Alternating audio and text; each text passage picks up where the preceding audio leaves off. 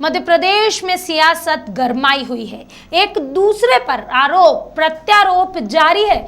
इसी बीच पूर्व मंत्री पासे ने सिंधिया पर एक बड़ा आरोप लगाया। उन्होंने कहा ज्योतिरादित्य सिंधिया रामनिवास रावत पर भारतीय जनता पार्टी में शामिल होने का लगातार दबाव बना रहे हैं, जिसके चलते स्थानीय प्रशासन ने सिंधिया के इशारे पर उनके कॉलेज और निजी स्कूल पर कार्यवाही की है। आइए दिखाते हैं पूरी रिपोर्ट। सूबे के पूर्व मंत्री सुखदेव पांसे ने आरोप लगाते हुए यह भी कहा कि ज्योतिरादित्य सिंधिया ने जब से बीजेपी ज्वाइन की है तब से ही सिंधिया कांग्रेस के कार्यकारी अध्यक्ष रामनिवास रावत को बीजेपी में शामिल करने के लिए कोशिश कर रहे हैं, लेकिन कांग्रेस के कार्यकारी अध्यक्ष ने अपनी मातृ संस्था छोड़ने से इनकार किया।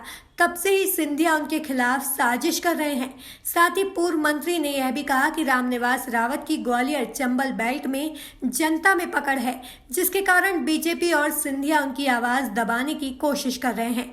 गौरतलब है कि कांग्रेस कार्यकारी अध्यक्ष रावत के विजयपुर में कॉलेज और निजी स्कूल संचालित होते हैं, जिस पर स्थानीय प्रशासन ने भूदान की जमीन बताकर कार्यवाही की। साथ ही उनके निर्माणाधीन पेट्रोल पंप की एनओसी भी निरस्त कर दी है, जिसके बाद से ही कांग्रेस बीजेपी पर द्वेष की राजनीति करने का आरोप लगा रही है। जो है उनके वो सरकारी जमीन घोषित कर दी गई, पेट्रोल पंप को एनओसी जो है निरस्त कर दी गई। क्या लगता है ये बदले की भावना चालू हो चुकी है कि चुनाव?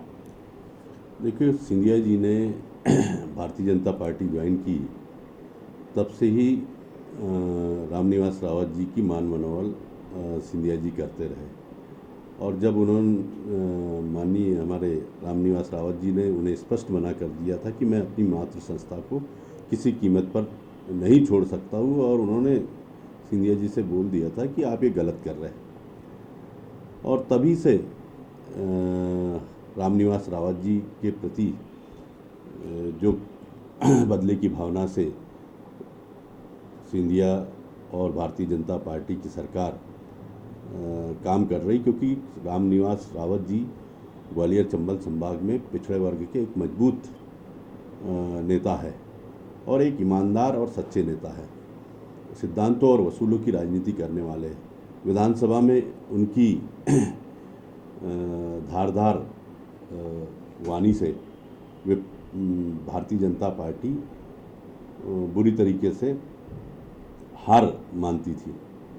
तो ऐसे नेता के खिलाफ लोकतंत्र में अपनी आवाज़ दबाने के लिए, अपनी आवाज़ को कुचलने के लिए जो भारतीय जनता पार्टी की सरकार असफल प्रयास कर रही है, रामनिवास रावत जी को डरा के, धमका के, उनको आर्थिक क्षति पहुंचा के, ये वो भारतीय जनता पार्टी इससे लोकतंत्र की आवाज़ और आम जनता की आवाज़ को दबाने में सफल नहीं हो पाएगी।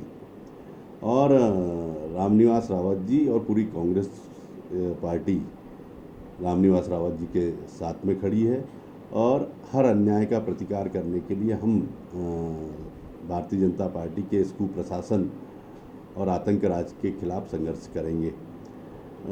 निश्चित तौर पर आज चुनाव है और भारतीय जनता पार्टी डर चुकी है, इसलिए व्यक्तिगत दुर्भावनावश ऐसी कार्रवाई कर रही है जो निंदनीय है, और वो पूरा प्रदेश देख रहा। परसों ही तुलसी सिलावट जी की एक कार्यक्रम में एक युवती ने खरी खरी बात बोली, तो उसके खिलाफ भी दुष्प्रचार करने की प्रवृत्ति निम्न स्तर और घटिया स्तर पर भारतीय जनता पार्टी के कार्यकर्ता उतर आए।